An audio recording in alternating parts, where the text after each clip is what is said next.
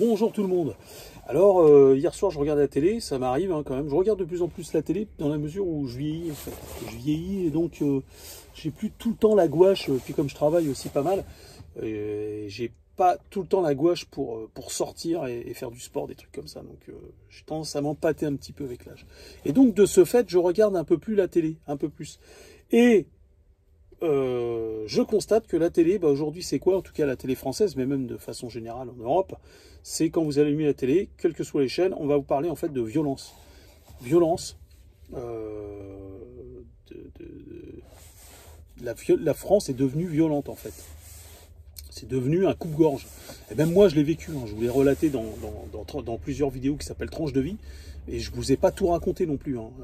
Comme je vous ai dit, je ne peux pas passer ma chaîne, je ne vais pas la consacrer uniquement aux tranches de vie, mais si je vous raconte, il faudra que j'ouvre une chaîne dédiée à ça en fait. Et croyez-moi, je pourrais en faire une cinquantaine des vidéos de 15 minutes sur tout ce qui m'est arrivé, toutes les agressions que j'ai subies tout au long de ma vie par des extra-européens. Et surtout des musulmans en fait. C'est pas de la méchanceté envers les musulmans ce que je vous dis, c'est un constat. Simplement c'est un constat. C'est comme si je vous dis tiens, je vois des poteaux autour de moi, la plupart du temps ils sont verts. Bon, c'est un constat, c'est pas pour dénoncer le fait qu'ils soient verts, c'est juste un constat. Et quand je vous dis que je me suis fait agresser, 95% des agressions que j'ai subies dans ma vie, c'était des musulmans. Donc c'est pas de la méchanceté, je vous rapporte ce qui s'est passé tout simplement.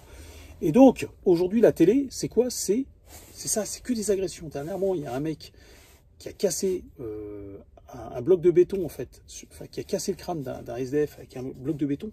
Ces trucs, même on a du mal, on le voit dans les films d'horreur, et les films, bien souvent, il y a de la violence gratuite dans les films, mais je pense pas que cette personne ait été influencée par les films. Je pense pas.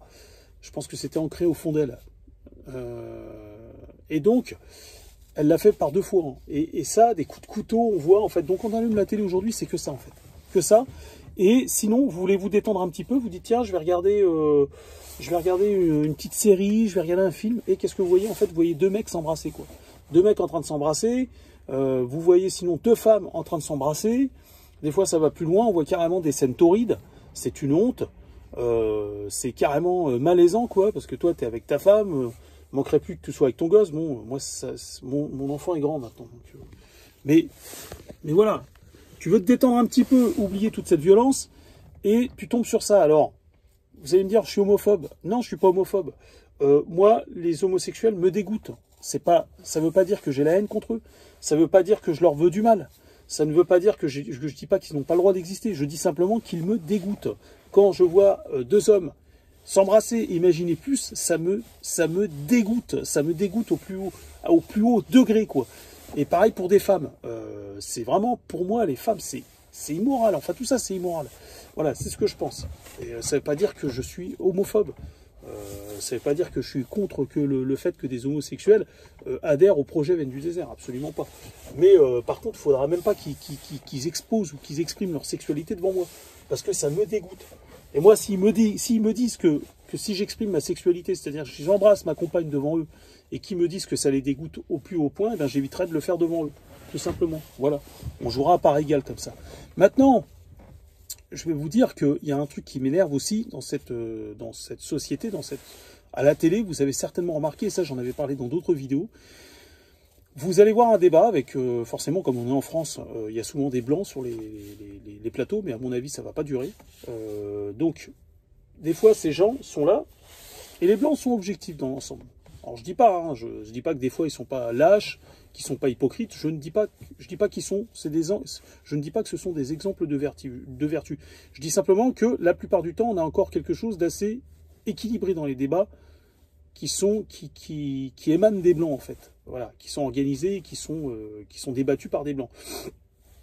Et donc, un blanc par exemple, quand il va parler des pédophiles blancs, il va parler de ce qui se passe dans l'église, ce qui s'est passé, voilà, quand il va mettre l'accent, enfin, je veux dire, quand il y a des blancs qui font des conneries, on le dit, on le dénonce et tout, il n'y a pas de problème. Et quand c'est des gens de couleur, on le dit aussi. Et quand il y a quelqu'un de couleur sur le plateau, on voit on sent qu'il tortille du cul un petit peu pour passer aux aveux et dire ce qu'il pense de cette personne de couleur qui a fait quelque chose. Et on voit que souvent, bien souvent, alors pas tout le temps bien sûr, Mais bien souvent, je dirais qu'à 85% des cas, on a cette personne de couleur, ou même de confession musulmane. Si c'est un maghrébin, ça peut être un maghrébin, c'est pas forcément quelqu'un de couleur, mais par exemple, si c'est quelqu'un de couleur qui a fait un crime, et qu'on va demander, en fait, donc il y a un reportage qui est fait là-dessus, on va demander l'opinion à un moment donné de cette personne de couleur qui est sur le plateau, et on sent qu'elle va chercher à invisibiliser le truc. Alors s'il n'arrive pas à le rendre invisible, le sujet, elle va chercher à le minimiser. Si elle n'arrive pas à le minimiser, en fait, elle va essayer de le minimiser par un autre moyen, de diminuer un peu la charge, en trouvant des circonstances atténuantes, en racontant en fait que c'est un phénomène de société, que en fait tout le monde le fait, que genre il va essayer de ramener les blancs là-dedans, alors qu'il sait que sa catégorie à lui est surreprésentée là-dedans.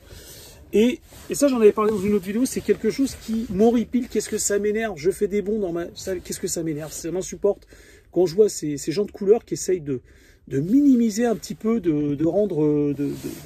Et puis ils tournent autour du pot, vous voyez ce que je veux dire? Ils sont mielleux, ils tournent autour du pot, ils essayent de... Là, dernièrement, j'ai regardé, c'était...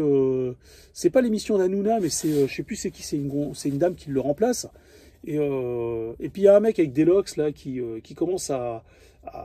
On parle un peu des étrangers, puis tout de suite, quand on parle des étrangers, il essaye de minimiser le truc, il essaye de... Tout le temps, puis en plus, il raconte n'importe quoi, on voit qu'il a pas... Il a pas un... C'est pas... Il n'a pas de puissance dans ses arguments, quoi. Il y a pas de... Le degré, il est assez faible, en fait, d'argument. Son argumentaire, il est assez faible. Et donc, sa rhétorique n'est pas terrible. Et donc, c'est quelque chose que vous allez observer aussi avec les Maghrébins. Par exemple, je ne sais plus comment il s'appelle, ce mec. Il fait de la politique, c'est un truc de dingue. Il fait de la politique, ce mec. Il a un accent marseillais qui m'horripile. Tout le temps, il parle avec un accent marseillais, là. Ça me gonfle. Vous savez, il est tout le temps sur CNews. Enfin... Il est souvent sur CNews, je ne sais plus comment il s'appelle, peut-être Karim quelque chose. Et lui, j'avais remarqué en fait qu'à chaque fois, il cherchait à minimiser en fait tout ce qui est fait par ses congénères maghrébins. Et même quand c'est musulman, dès que ça touche à l'islam et tout, il cherche à minimiser. Et ce mec m'insupporte, c'est pareil, à chaque fois, il cherche à minimiser. Il va tout le temps dire que c'est les chiffres de la France et tout, que c'est quelque chose qui est typiquement français, machin, tout en occultant en fait le fait que sa catégorie, enfin, les Maghrébins sont surreprésentés là-dedans. Alors, de temps en temps, il se mouille un petit peu pour essayer de faire croire qu'il est équilibré, mais on sent qu'il y a de la taquilla là-dedans. Vous voyez? On sent qu'il y a beaucoup de taquilla là-dedans. C'est un maquilleur, ce mec. Ce mec, il est là pour travestir la réalité. Et on le voit avec d'autres intervenants d'origine maghrébine qui, souvent, vont, comment expliquer ça, effectivement, un petit coup, mettre un petit pied en avant, un pas en avant pour refaire deux pas en arrière. C'est une stratégie, c'est-à-dire d'appauvrir un peu le débat concernant la critique sur l'islam et comment on appelle ça, et les Maghrébins. Et ils vont essayer de déminéraliser un petit peu le débat, si vous voulez ce que je veux dire. Et donc, ça c'est un truc qui m'énerve et je veux le dénoncer. Voilà, ça c'est fait. Mais vous remarquerez, hein, sur les plateaux, vous avez certainement remarqué qu'à chaque fois, ils protègent leurs congénères en cherchant à invisibiliser, à minimiser, à trouver des circonstances atténuantes, à tortiller du cul à chaque fois qu'on parle des Maghrébins et tout. On voit que ces gens sont pas objectifs en fait, ils sont pas comme les Blancs, ils sont pas fiables. La plupart du temps, moi je pense qu'ils ne sont pas fiables parce qu'on ne peut pas leur faire confiance dans la mesure où ils ne sont pas objectifs et surtout ils sont hypocrites, ils ne sont pas francs, ils manquent de franchise. Voilà. Alors, d'hypocrisie, il y en a dans toutes les civilisations.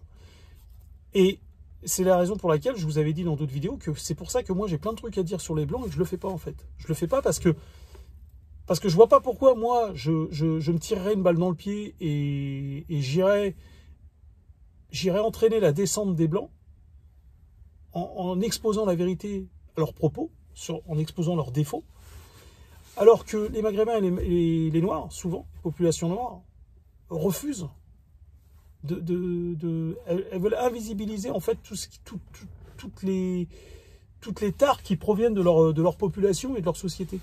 Mais par contre, ils n'hésitent pas à mettre en avant, avec d'autres blancs, les tares en fait des blancs et des populations blanches. Vous voyez ce que je veux dire? Donc voilà, j'ai fini cette vidéo, puis je vais attaquer un autre sujet juste après, si j'ai le temps, je vais voir. Parce qu'il va falloir que je me mette au boulot là dans pas longtemps. Je vous dis à bientôt.